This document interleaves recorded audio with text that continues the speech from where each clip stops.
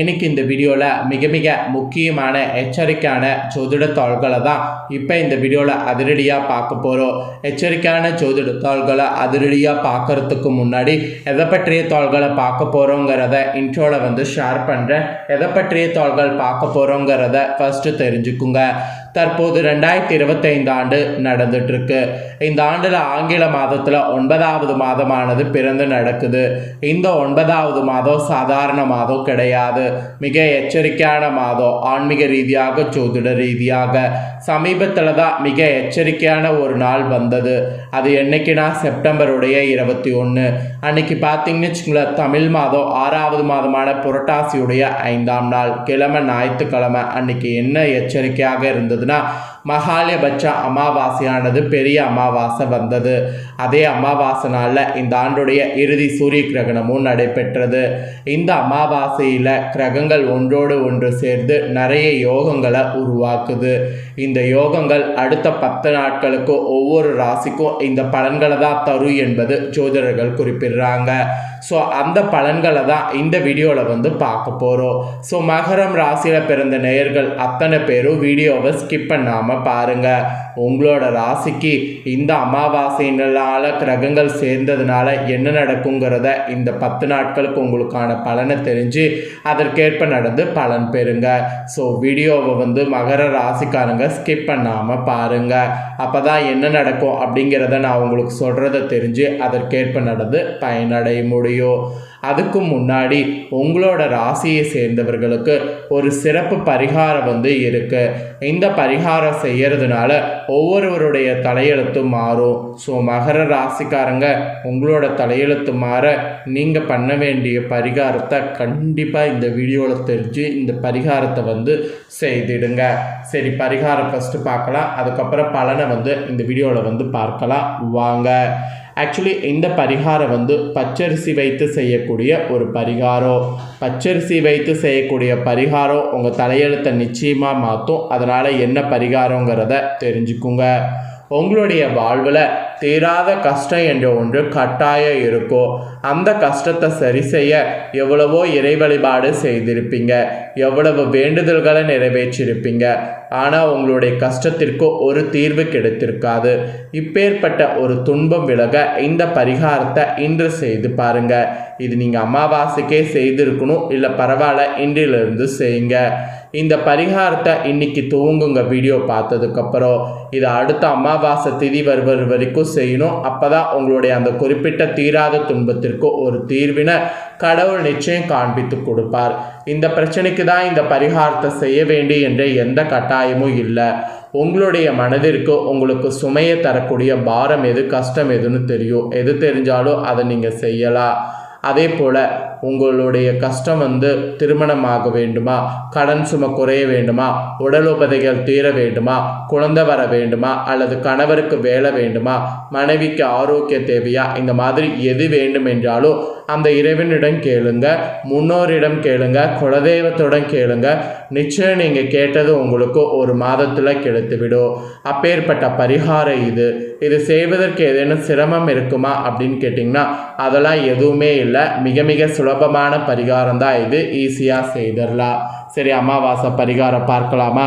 தினமுமே காலையில் சமைப்பதற்கு முன்பு ஒரு சின்ன டம்ளர் அளவு பச்சரிசி எடுத்து ஒரு பாத்திரத்தில் அல்லது ஒரு கேரி பேக்கில் சேகரித்து வர வேண்டும். இவ்வளவு தான் பரிகாரம். தினமுமே இந்த பச்சரிசி எடுத்து அந்த பையில் சேகரிக்கும் போது முன்னோர்களையே குலதெய்வத்தை வேண்டிக் கொள்ள வேண்டும்.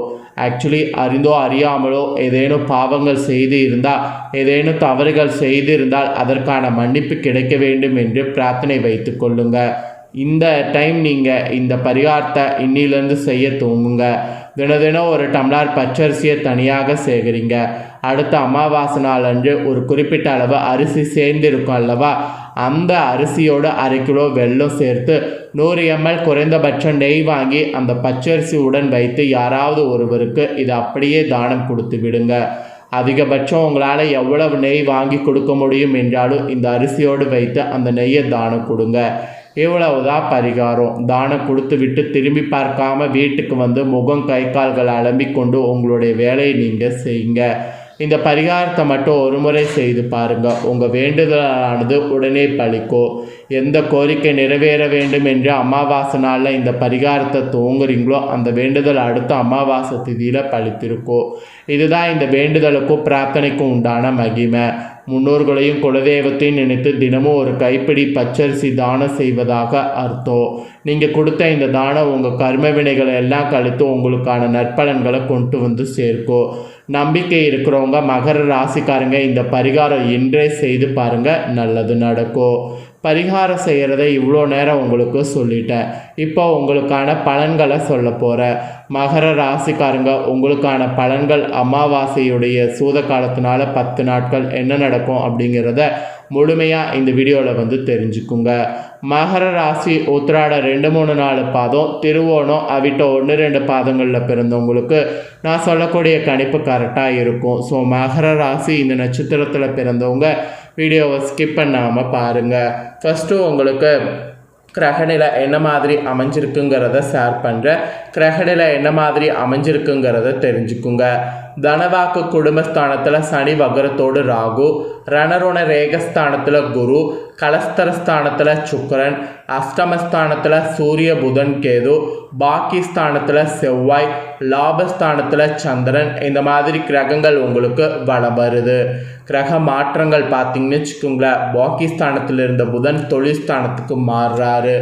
இந்த அமாவாசையுடைய சூத காலத்தில் கிரகங்கள் அமைப்பு கிரக மாற்றங்கள் இதுதான். ஸோ இதனோட அடிப்படையில் தான் உங்கள் ராசிக்கான பலன்கள் குறிப்பிடப்பட்டிருக்கு. ஸோ என்ன பலன்கள் அப்படிங்கிறத வாங்க இப்போ இந்த வீடியோவில் அதிரடியாக பார்க்கலாம். எத்தனை தடை வந்தாலும் எடுத்த காரியத்தை செய்து முடிப்பதில் பின்வாங்காத மகர ராசிக்காரங்களுக்கு இந்த டைம் நன்மைகள் வரும். எல்லா வகையிலையும் நல்லதே நடக்கும். அனுகூலமான பலன் உண்டாகும். பணவரவு அதிகரிக்கும். எதிர்ப்புகள் உங்களுக்கு விலகும். நண்பர்கள் மூலம் உதவிகள் கிடைக்கும். விரும்பிய காரியங்களை செய்து சாதகமான பலன் கிடைக்க பெறுவீங்க. புதிய நபர்களுடைய அறிமுகம் உங்களுக்கு கிடைக்கும். அப்புறம் தொழில் வியாபாரம் தொடர்பான காரியங்கள் சாதகமாக நடந்து முடியும். வியாபார போட்டிகள் உங்களுக்கு குறையும். பழைய பாக்கிகள் வசூலாகும். தொழில் விரிவாக்கத்திற்கு தேவையான பண உதவிகள் ஈஸியாக உங்களுக்கு கிடைக்கும். அப்புறம் உத்தியோகத்தில் இருப்பவங்க மேல் அதிகாரிகளுடைய ஆதரவு கிடைக்க பெறுவீங்க. பணி நிமித்தமாக வெளிநாடு செல்ல வேண்டியது வரும். அதே போல் உங்களுக்கு குடும்பத்தில் சுப காரியங்கள் நடக்கும். கணவன் மனைவிக்கிடையே அன்பு அதிகரிக்கும். பிள்ளைகள் உங்களுடைய சொல்படி நடப்பது மனதுக்கு திருப்தி தரும். உறவினர்கள் நண்பர்கள் மூலம் நன்மையானது நடக்கும். பெண்களுக்கு கூட பணவரவு எதிர்பார்த்தபடி இருக்கும். எடுத்த காரியங்களில் சாதகமான பலன் கிடைக்கும். அரசியல்வாதிகள் எதிர்ப்புகளையும் மீறி முன்னேறுவீங்க. சகாக்கள் மத்தியில் உங்களுக்கு ஆதரவு பெருகும். வீண் வரட்டு கௌரவத்துக்காக சேமிப்புகளை கரைத்து கொள்ள வேண்டாம். அப்புறம் கலைத்துறையை சேர்ந்தவர்களுக்கு படைப்பு திறன் வளரும். பொது நிகழ்ச்சிக்கு தலைமை தாங்கக்கூடிய அளவுக்கு பிரபலமாவீங்க. நல்ல வாய்ப்புகள் வரும். உங்கள் முன்னேற்றத்திற்கு பாதை வகிக்கக்கூடிய காலமாக இருக்கு. மாணவர்களுக்கு கல்வியில் எதிர்பார்த்த உயர்வு கிடைக்கும். உற்சாகமாக காணப்படுவீங்க. உங்கள் நட்சத்திரத்துக்கு இதுதான் பலன். இதற்கேற்ப நடந்து பலன் பெறுங்க. இப்போ உங்களுக்கு ராசி நட்சத்திரத்துக்கு ஸ்பெஷல் பலன் குறிப்பிடப்பட்டிருக்கு. அதில் உத்திராட 2, 3, 4 பாதங்களில் பிறந்த மகர ராசிக்கு இனி நாட்கள் நண்பர்கள் மூலம் உதவிகள் கிடைக்கும். வாகன லாபம் ஏற்படும். தந்தையோடு வீண் வாக்குவாதங்கள் தவிர்ப்பது நல்லது. வெளி தொடர்புகளில் எச்சரிக்கை தேவை. என்னப்படி காரியங்கள் செய்து முடிக்கக்கூடிய சூழ்நிலை ஏற்படும். செலவுகள் குறைக்க திட்டமிடுவது நல்லது.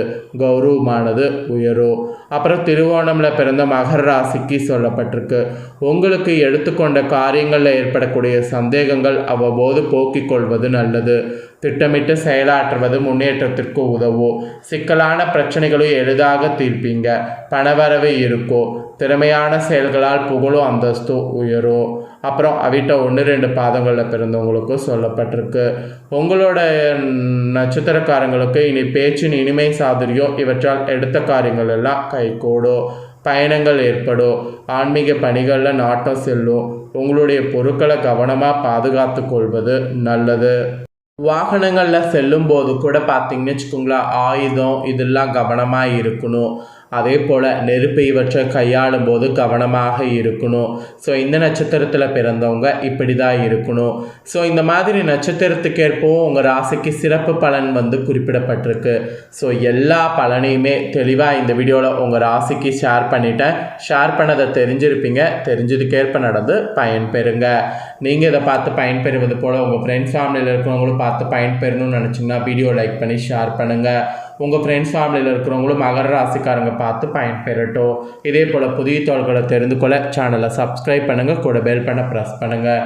அப்போ தான் நான் போகிற மற்ற அப்டேட்டான வீடியோ உடனுக்குடனே தெரிஞ்சு பயன்பெறலாம். தேங்க்யூ.